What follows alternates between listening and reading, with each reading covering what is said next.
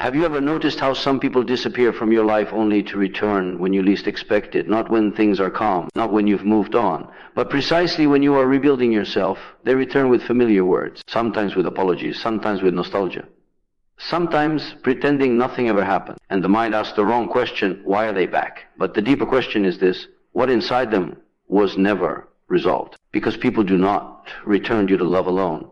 They return due to unfinished inner conflict. When someone hurts you deeply, something powerful is created, not between you and them, but within them.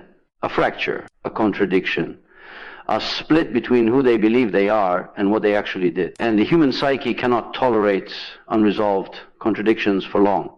So it looks for a way back. People don't return because they changed. They return because something unfinished inside them remained unresolved. This is one of the most uncomfortable truths to accept because it dismantles the comforting fantasy that time automatically heals, matures, or transforms people.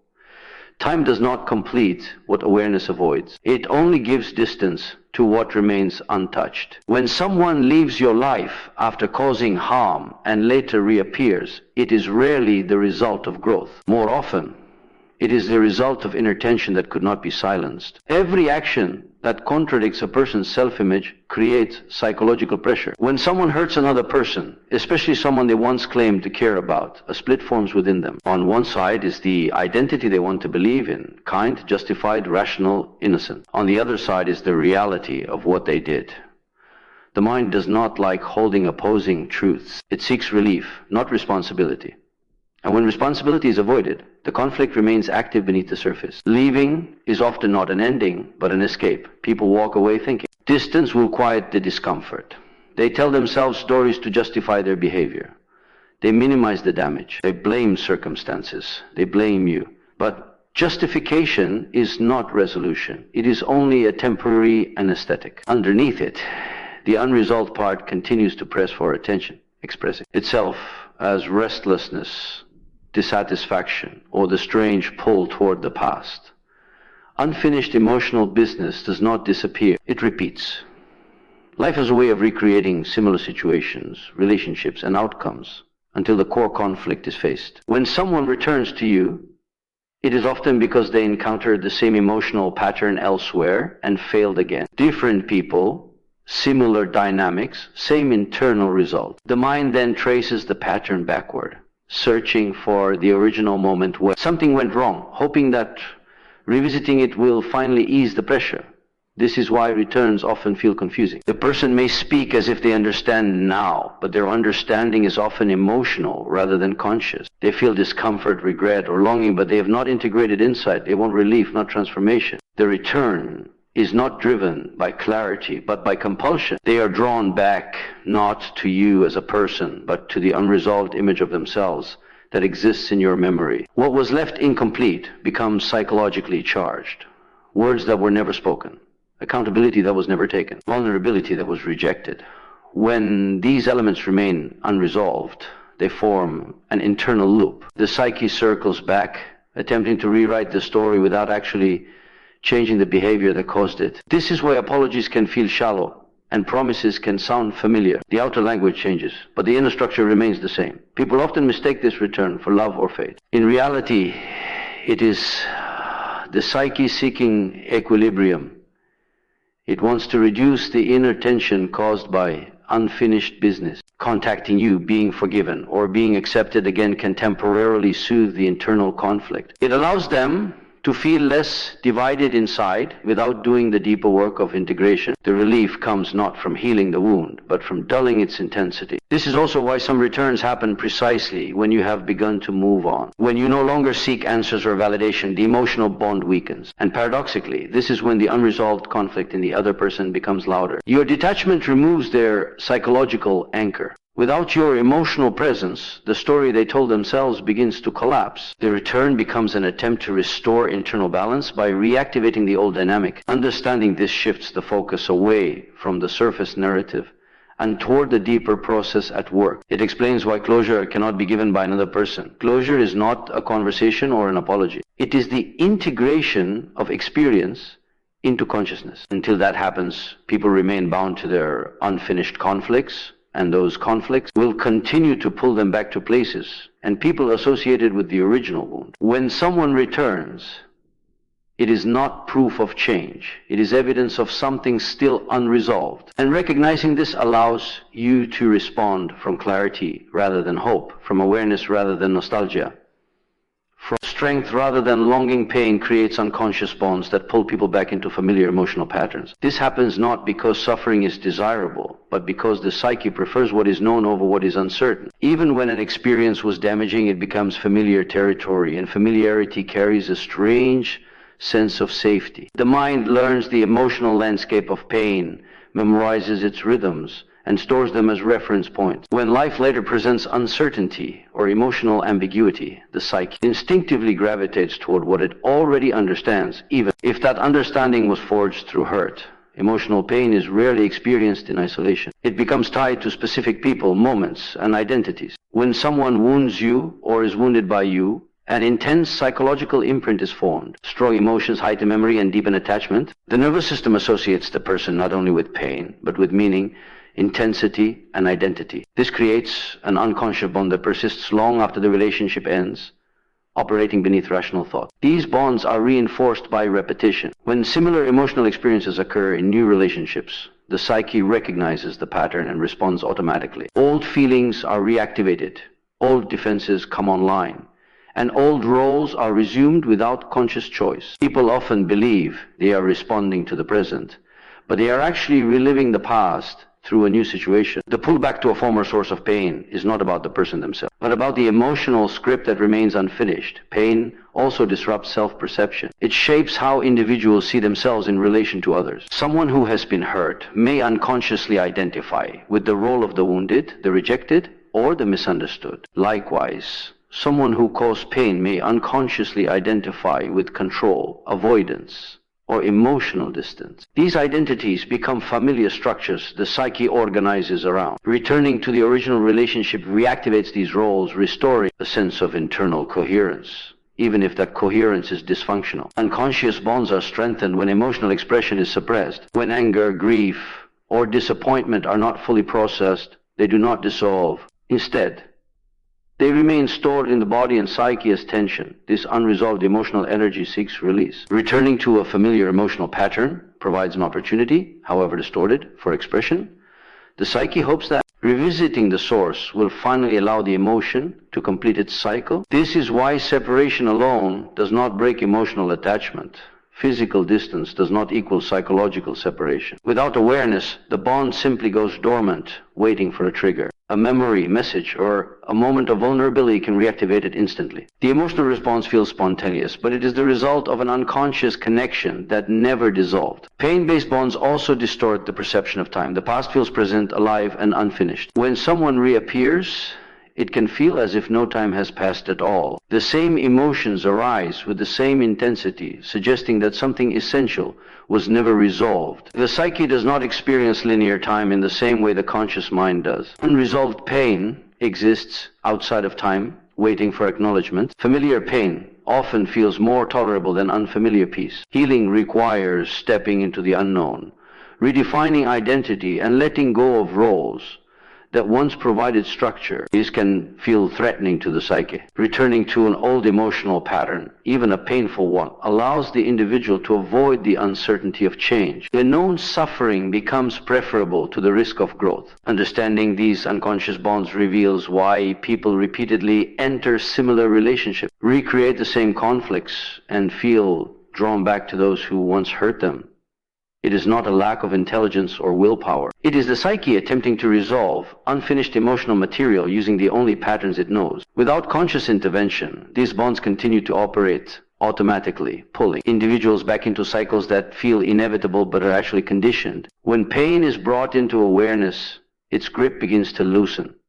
Naming the pattern weakens its unconscious power. Recognizing the bond as a product of unresolved emotion rather than destiny or love changes the relationship to it. The pull loses its mystery. The repetition loses its authority. What once felt compulsive becomes understandable, and what is understood can finally be confronted and transformed. What was never faced becomes repeated, often disguised as longing, regret, or apology. The psyche does not abandon unresolved experiences. It carries them forward, reshaping them into different emotional forms in an attempt to bring them into awareness. When an experience is too uncomfortable to confront directly, the mind finds indirect ways to revisit it. This repetition is not accidental.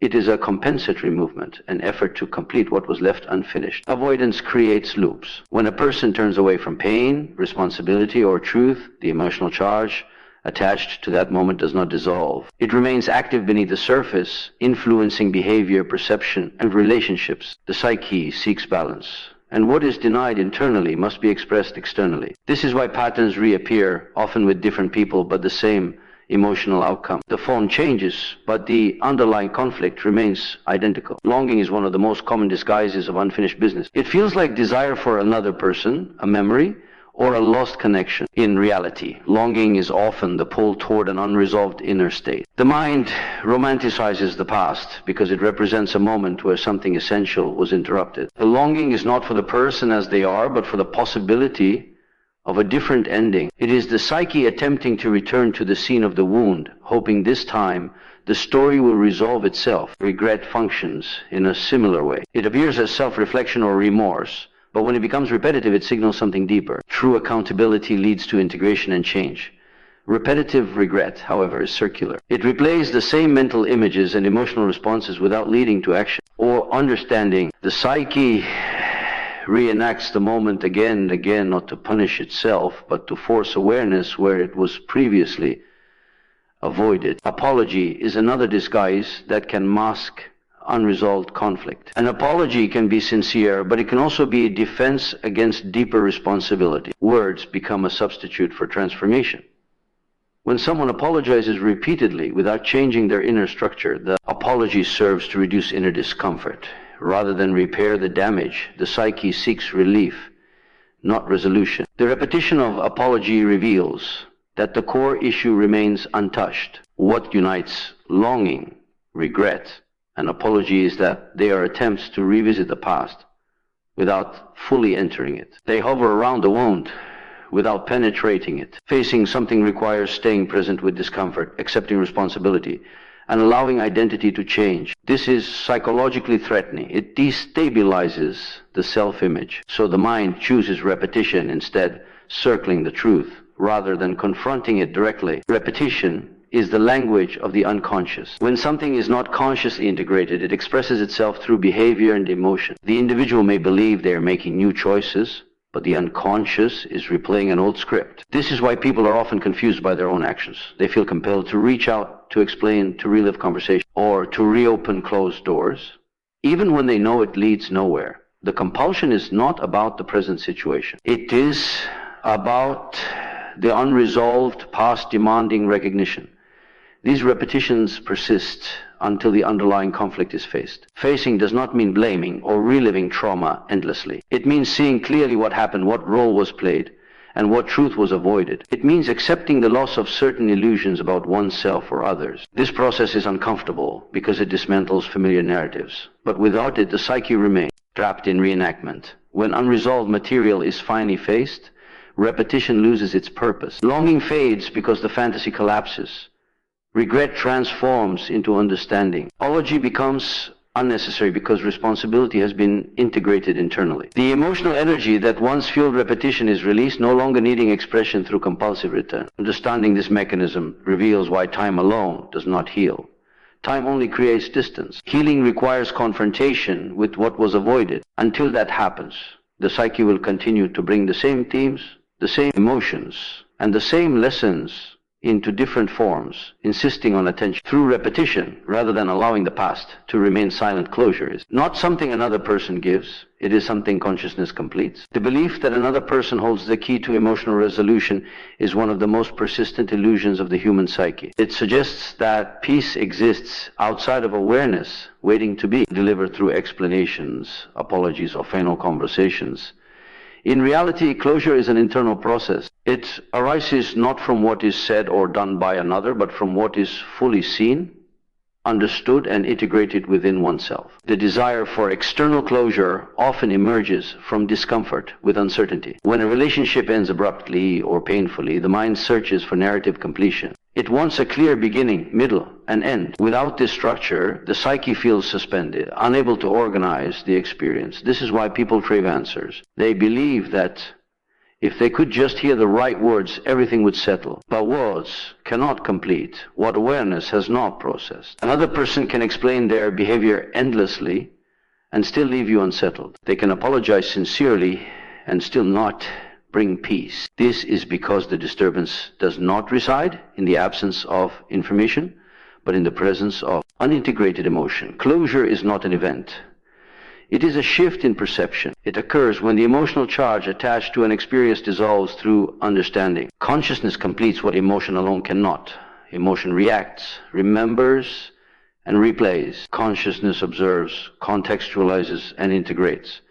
Without this observing capacity, emotional experiences remain fragmented. They exist as isolated memories charged with unresolved feeling. Conscious awareness weaves these fragments into a coherent whole, allowing the psyche to move forward without carrying the same weight. Seeking closure from another person often prolongs suffering. Each attempt to extract meaning from them reinforces the belief that resolution lies outside. This keeps attention focused on the other, binding your inner state to their responses. When they remain silent, inconsistent, or defensive, the wound deepens. The dependency itself becomes part of the pain. Conscious completion breaks this dependency by reclaiming authority over one's own inner world. True closure requires facing what is uncomfortable. It asks for an honest examination of what happened, how it affected you, and what beliefs were formed as a result. This process cannot be outsourced. Another person cannot face your disappointment, your grief, or your shattered expectations for you. Consciousness must turn inward and hold these experiences without avoidance. Only then can integration occur. Completion also involves releasing fantasies. Often what remains unresolved is not the relationship itself, but the imagined future that never materialized. The psyche mourns possibilities more than realities. Conscious closure recognizes this distinction. It grieves what was hoped for, not what actually existed. This clarity allows attachment to dissolve naturally, without force or suppression. When consciousness completes an experience, repetition ends. The mind no longer circles back to the same question. Emotional triggers lose their intensity. Memories may still arise, but they no longer carry the same charge. This is the sign of integration. The experience has found its place within the larger narrative of the self. External closure is appealing because it promises immediate relief. Internal closure demands patience and presence. It unfolds gradually as understanding deepens. It cannot be rushed or forced, but its effect is lasting. Once consciousness completes an experience, it does not reopen. The psyche moves on not because it forgets, but because it no longer needs to return. Understanding closure as an internal process restores autonomy. It shifts the focus from what the other person did or did not provide to what can be cultivated within awareness. This does not excuse harm or dismiss accountability. It simply recognizes that peace is not dependent on another's participation. When closure is complete, the past loses its grip, not because it was erased, but because it was fully understood. The experience becomes part of one's psychological history rather than a recurring emotional present. Consciousness absorbs the lesson, integrates the emotion, and releases the need for further explanation, leaving the individual grounded in clarity rather than longing the return of someone who hurt you. Is a test of awareness, not fate or coincidence. It often feels mysterious, as if the universe is arranging encounters with deliberate intention. People interpret these moments as signs, second chances, or unfinished destinies. But beneath the emotional interpretation lies a psychological process that is far more precise. These returns occur at points where awareness is either strengthened or challenged, where old patterns seek confirmation or dissolution. When someone reappears after causing pain, the immediate reaction is rarely neutral. Memories surface, emotions rise, and the nervous system responds before thought has time to intervene. This reaction reveals how much of the past experience remains unintegrated. Awareness is not measured by what you know intellectually, but by how your inner state responds in the presence of a familiar trigger. The return becomes a mirror, reflecting the current level of consciousness rather than the significance of the other person. Many believe these encounters are about reconciliation. In reality, they're about recognition of whether the old story still lives within you.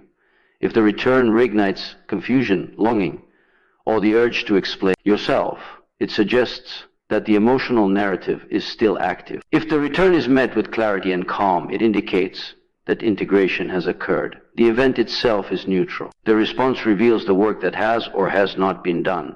Fate implies inevitability, a lack of choice. Awareness introduces choice. When awareness is low, patterns repeat automatically. The psyche follows familiar scripts, reenacting roles without conscious intention. In this state, returns feel destined because the individual is unconsciously participating in the same dynamics. When awareness increases, the same situation produces a different response.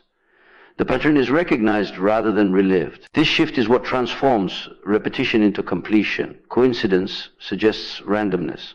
Psychological processes are not random. The timing of a return often coincides with inner change. When you begin to detach from an old identity, unresolved elements from the past can resurface. This is not punishment or reward. It is the psyche testing whether the new awareness is stable. The appearance of the past checks whether the old emotional hooks still function. These tests are subtle. They do not announce themselves as lessons. They appear as familiar faces, messages, or memories that invite engagement. The invitation is not to reconnect, but to observe. Awareness notices the difference between impulse and choice. It recognizes the pull without being pulled. This capacity marks a critical stage of psychological growth. People often ask why these returns happen when they feel they have moved on. Movement forward does not mean completion. It means distance. Completion means integration. The psyche verifies integration through exposure. If the old pain no longer dictates behavior, the lesson has been absorbed. If it does, the psyche signals that further awareness is required. The test is not about forgiveness or rejection. It is about alignment with one's current state of consciousness.